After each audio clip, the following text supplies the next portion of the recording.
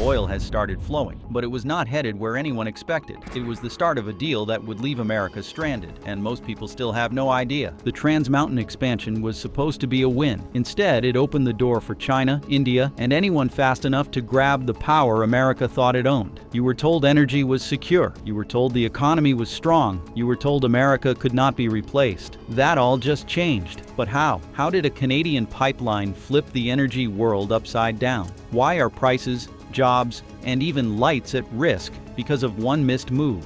And how did China step in and take it all before Washington even woke up? This is not just about oil. It is about everything that runs because of it. And the fallout is coming faster than anyone is ready for. Trump's 10% gamble. From across the border, American leadership watched Canada's energy renaissance not with celebration, but with calculation. President Donald Trump, campaigning on a pledge to reclaim American industry, sees the pipeline's debut as an opportunity for leverage. A 10% tariff, he declared with typical bravado, would realign energy flows to favor American interests once again. The announcement landed with a boom across financial desks and oil companies alike. Trump's calculus seemed simple. The United States was Canada's biggest customer, absorbing over 80% of its crude exports. Squeeze the neighbor, reap concessions. White House insiders later revealed that Trump expected Canadian Prime Minister Mark Carney to cave within weeks, accepting restrictions that would once again funnel oil into American pipelines at discounted prices. The tariff was supposed to be the hammer that forced a negotiation. Instead, the hammer slipped. Within hours of the announcement, alarm bells rang across American energy corridors. At a refinery near New Orleans, executives huddled to assess catastrophic new price projections. Their operations relied heavily on discounted Canadian heavy crude, and replacing it with volatile imports from Venezuela or Saudi Arabia would explode their input costs. One plant manager summarized the mood: "We are staring down bankruptcy if this sticks." Financial markets twitched uneasily. Analysts predicted pump prices could surge by up to 80 cents per gallon within 6 months. The political class in Washington, however, heard only what it wanted to hear: strength, retaliation, victory. Few realized that, behind the scenes, Canada had already started forging escape routes. Just across the Pacific, new buyers were circling. China's silent oil coup. While the White House flexed in press conferences, a very different battle was being waged in boardrooms high above Calgary's skyline. Ranging Prochemical, a seemingly innocuous Chinese energy firm, quietly signed lease agreements, staffing sleek offices and dispatching lawyers with contracts written in watertight free onboard terms. Their goal was clear: lock down guaranteed access to Canada's newly liberated oil flows, secure shipping flexibility, and leave American refineries scrambling for crumbs. The deal structures were revolutionary. Under traditional contracts, buyers were often tethered to fixed destinations. Ranging's terms allowed oil to change course mid-voyage, chasing the highest bidder across Asia's insatiable markets. Analysts at Standard & Poor's Global warned that such flexibility alone could net ranging between $2 and $3 per barrel in arbitrage profits. It was not simply about buying oil. It was about cornering the margins, outmaneuvering the slow political tangle of American commerce. Inside the glass towers of downtown Calgary, Alberta's executives grasped the implications instantly. Accepting China's terms meant walking away from decades of American dependency. Yet, with tariffs biting and American buyers attaching political strings to every purchase, the choice seemed inevitable. "This is not just a trade deal," said one Alberta oil executive. "It is a divorce, and once the divorce papers were signed, there was no going back. This isn't just oil being rerouted. It is about loyalty, leverage, and the entire global energy balance." Canada's sovereign energy dividend. The final blow came in the form of cold, careful planning. But don't worry, we broke down how Canada outmaneuvered the tariffs and flipped the market, and now you see the bigger chessboard. If you are getting real value here, drop a subscribe. We are just getting warmed up. See, months earlier, while American politicians squabbled over trade policy, Canada had quietly launched the Global Markets Accelerator Program, a $6.5 billion initiative designed to prime the country's exporters for Asian demand. $5 billion flowed toward energy companies securing market access. $1 billion was reserved for farmers bracing against American agricultural retaliation. The government had been preparing for a breakup long long before the papers were filed. With their financial armor in place, Canada's oil majors moved quickly. Suncor inked multi-year contracts with Chinese buyers. Cenovus aligned with Japanese refiners. Canadian Natural Resources Limited finalized deals with Indian ports. These agreements did not just guarantee revenue, they ensured sovereignty. No longer would Canada's oil wealth hinge on the political whims of Washington. Behind the scenes, Canadian ministers spoke openly about a post-American economic identity. National pride bloomed anew, not with fireworks, but with quiet, strategic signatures on long-term deals. As the ink dried, America's old energy discount disappeared forever. By the time American politicians realized what had happened, it was too late. The future of Canadian oil was now flowing eastward, and the consequences for America's energy security, economic leverage, and political stability were only beginning to unfold. Yet as Canada celebrated its newfound independence, another pressure point was building beneath the surface. Energy was only the first front in a much larger war. The next front would flicker to life, one blackout at a time. Death of America's discount.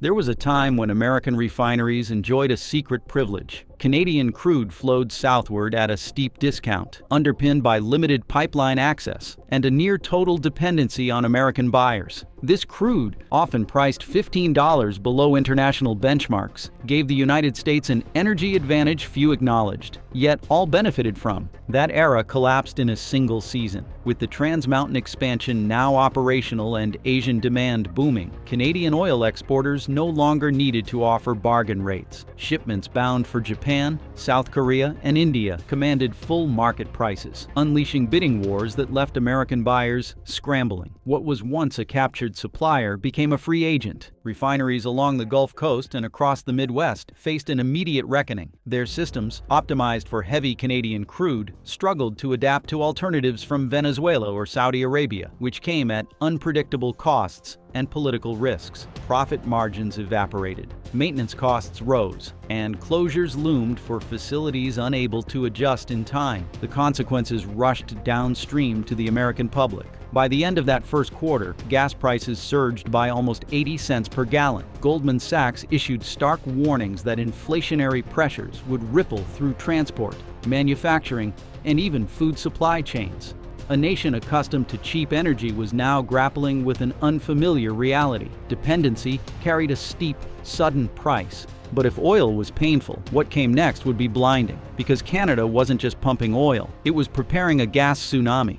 LNG Canada's gas tsunami. If the loss of discounted oil wounded America, the liquefied natural gas boom threatened to bleed it dry. On the rugged Pacific coast of Kitimat, British Columbia, the $40 billion LNG Canada project roared to life in late 2025. With it, Canada unlocked a direct maritime route to Asia's vast energy markets, bypassing American pipelines and politics entirely. At full capacity, the facility would ship 14 million tons of natural gas annually, a volume equivalent to the total consumption of several smaller European nations combined. These shipments, destined for ports in Japan, China, and India, upended global trade dynamics almost overnight. Asia's appetite for reliable, politically neutral energy found a perfect supplier in Canada. Gas contracts once dominated by Qatar and Russia faced immediate pressure, as Canadian shipments provided a stable alternative. By the start of 2026, the Tokyo Commodity Exchange had already begun recalibrating its price models to treat Canadian liquefied natural gas as a primary benchmark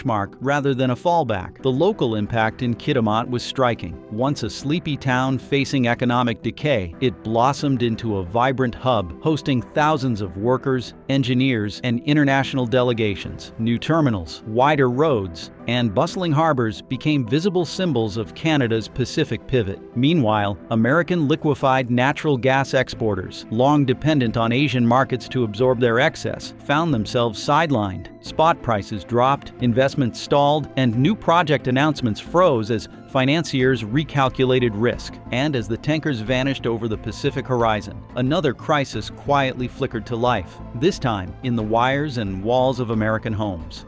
Electric power as a political weapon. As oil and gas reshaped trade flows, electricity delivered a more personal shock, one household blackout at a time. Without warning, major American cities began experiencing rolling outages. Detroit's suburbs darkened during dinner hours. New York City's outer boroughs faced sporadic traffic grid failures. Sacramento issued emergency alerts as residential grids buckled under peak demand. The cause was neither a cyber attack nor a freak weather event. It was the quiet recalibration of Canadian hydroelectric exports. Hydro-Quebec and Ontario Power Generation, which together had historically supplied over 42 terawatt-hours of clean power to the United States, began dialing back their deliveries. Official explanations cited growing domestic demand and new Asian contract obligations. In truth, the pullback was seen by analysts as a strategic response to trade hostility, a message delivered not with words, but with silence across American power lines. American energy infrastructure, aging and fragmented, could not fill the sudden gap. Gas-fired peaker plants lacked sufficient capacity. Renewable sources, while growing rapidly, remained hampered by limited storage capabilities. Utilities scrambled to ration power, issue rolling outage schedules, and plead with Washington for emergency support. The economic fallout extended far beyond inconvenience. Steel mills cut production shifts. Grocery store chains reported refrigeration failures. Hospitals struggled to manage surge demands without reliable secondary grids. Energy, once an invisible constant of modern life, had become a visible weakness and a potent bargaining chip wielded expertly by Canada. The political escalation gambit. Backed into a corner, the Trump administration responded with raw aggression. A sweeping expansion of tariffs was announced in an emotionally charged rally speech. 25% levies now blanketed not just Canadian oil and gas, but electric vehicles, food imports, and industrial components. The rhetoric was blunt: economic war in defense of American sovereignty. Yet, even as tariffs mounted, Canada solidified its pivot. Prime Minister Mark Carney addressed Parliament with steely resolve, declaring Canada's energy future irrevocably tied to Asia and Europe.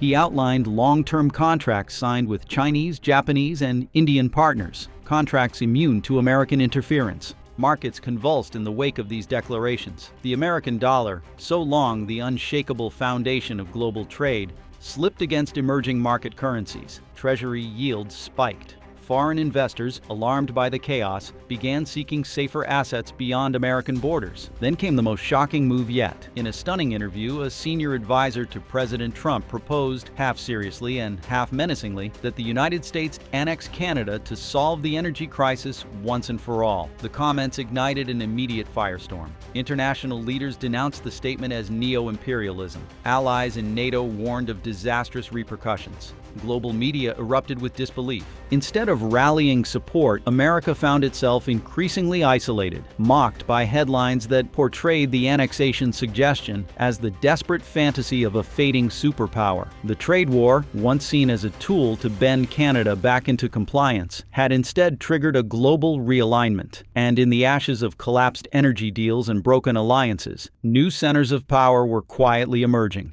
Centers that no longer needed American permission to thrive. The tectonic plates of global influence were shifting, and in the next clash, the stakes would rise even higher. Premium contracts and market repricing.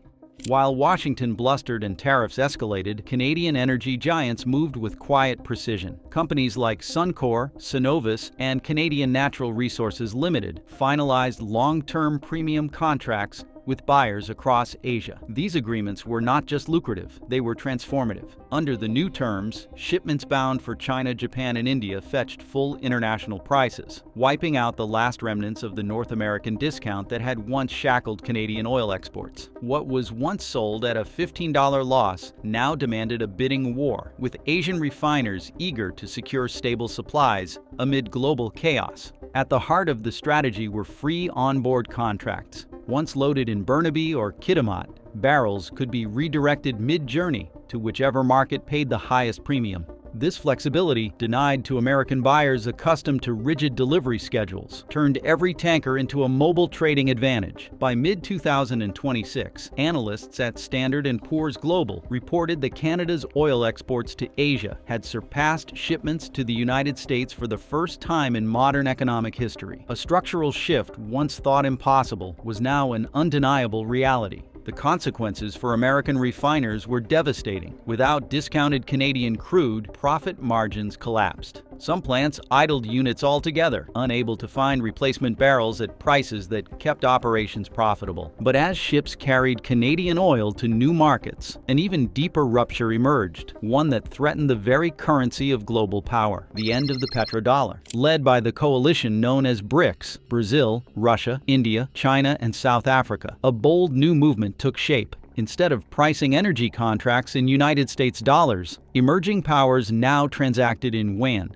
rupee, and even gold-backed agreements. Canada, once tethered to American financial systems through tradition and necessity, found itself courted into the new order. In energy hubs from Singapore to Mumbai, trading floors flashed unfamiliar symbols as cargoes of oil and liquefied natural gas priced in non-dollar terms changed hands. Banks scrambled to update systems. Foreign exchange desks whirred with volatility. The dollar's gravitational pull weakened with each transaction executed beyond its reach. A mid-year report from the International Monetary Fund warned that central banks were beginning to diversify their reserves away from American securities at the fastest pace since the 1970s. The shift was no longer theoretical. It was accelerating.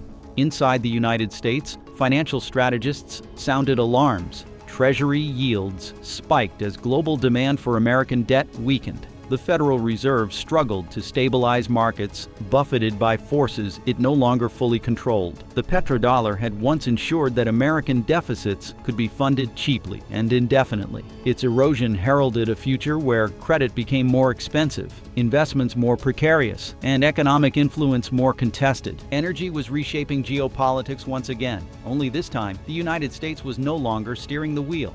New energy alliances beyond oil.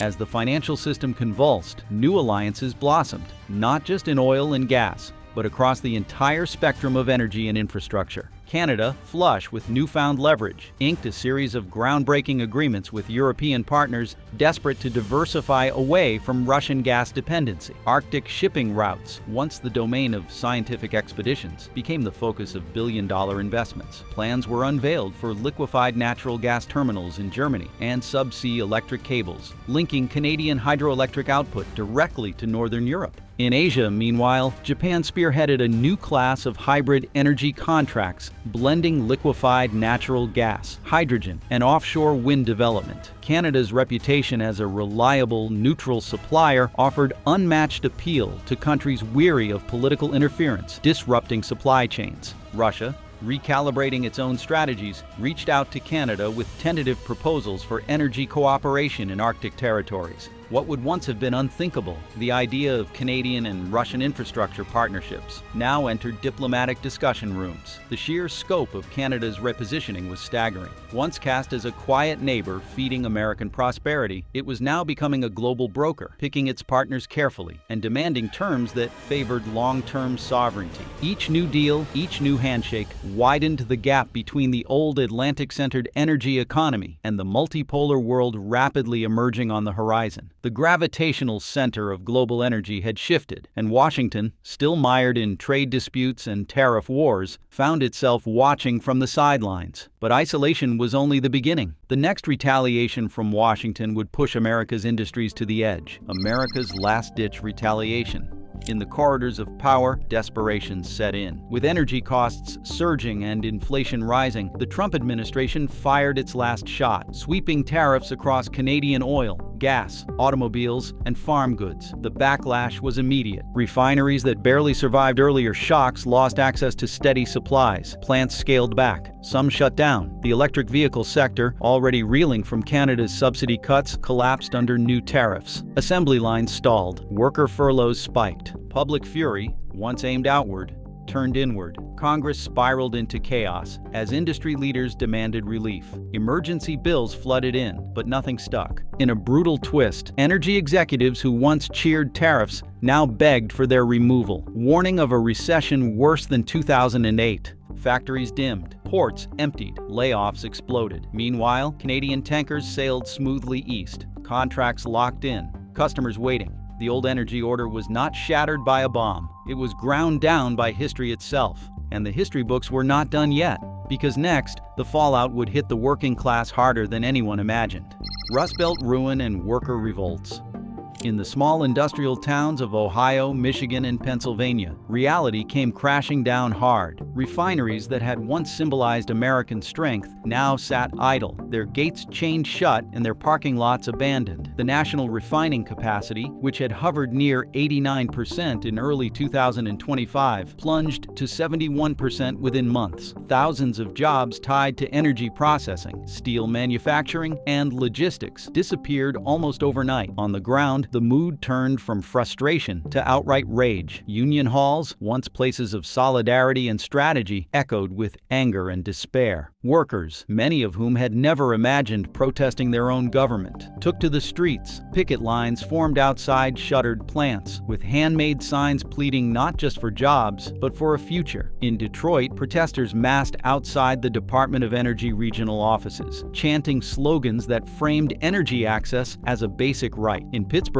steel workers who had built pipelines that once fed Canadian crude held mass rallies demanding federal intervention to stop the collapse. The anger found easy political targets. Town halls exploded into scenes of shouting matches and tearful testimonies. Governors in hard-hit states called emergency sessions, seeking aid packages to stem the bleeding. Beneath the surface, something deeper churned. It was not just about lost paychecks. It was about broken promises, the betrayal of an energy system that had once underwritten middle-class life across the heartland. The foundations were fracturing, and as workers roared, another pillar of American strength began to falter quietly behind the scenes. That pillar, Wall Street. And when it cracked, the tremors would ripple across the entire global economy. Financial markets in freefall. Bond traders watched in disbelief as Treasury yields inverted dramatically. 2-year bonds paid higher interest than 10-year securities, a rare and ominous signal of recession. Meanwhile, credit default swap spreads on major American energy companies ballooned, reflecting surging fears of defaults and bankruptcies. The once reliable cash flow from refining and energy exports dried up, leaving banks exposed to hundreds of billions of dollars in high-risk loans. Ratings agencies began downgrading corporate debt at a pace unseen since the collapse of the housing bubble. Hedge funds, once bullish on American energy infrastructure, scrambled to unwind positions. One prominent fund manager, speaking anonymously to financial media, described pulling $50 million out of energy sector equities in a single afternoon. Central banks around the globe noticed the instability. The International Monetary Fund issued a stern advisory warning that the global financial system was entering a high-risk phase due to American policy volatility. Panic bled into public markets. Pension funds, retirement accounts, and mutual funds tied to energy performance sagged. Retail investors, slow to grasp the shifting fundamentals, began pulling money out of energy stocks, compounding the downward spiral. It was not merely an energy market correction. It was the beginning of a financial dislocation that could topple institutions once thought unassailable. Meanwhile, the rest of the world wasn't waiting. They were already building a new system without America. Geopolitical chessboard redrawn.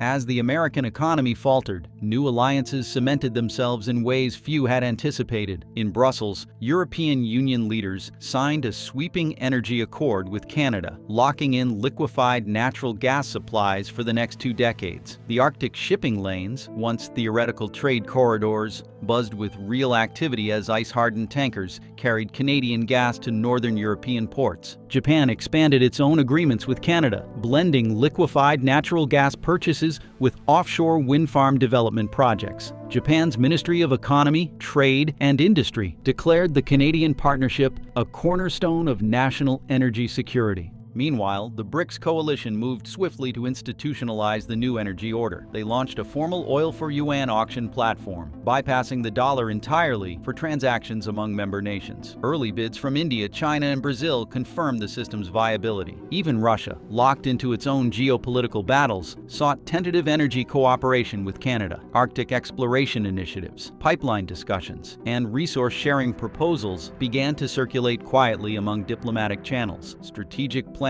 within the North Atlantic Treaty Organization grew concerned. Reports from defense analysts warned that with energy routes shifting northward and eastward, the traditional Atlantic-centered security architecture was becoming obsolete. Supply vulnerabilities previously dismissed as theoretical now loomed as real strategic threats. It was not just about trade anymore. It was about influence, about whose light stayed on when the world turned dark. The old chessboard had been flipped, and new players, new strategies, and new stakes defined the game ahead. Who holds tomorrow's energy crown? The fight was not just about catching up, it was about taking control of the future. In Asia, India raced to build refineries, aiming for 4 million barrels per day by 2030, backed by Middle Eastern and Russian partners. Brazil pushed deep into offshore liquefied natural gas, with Petrobras projecting record output by 2031. The Southern Hemisphere was no longer just a customer, it was becoming a competitor.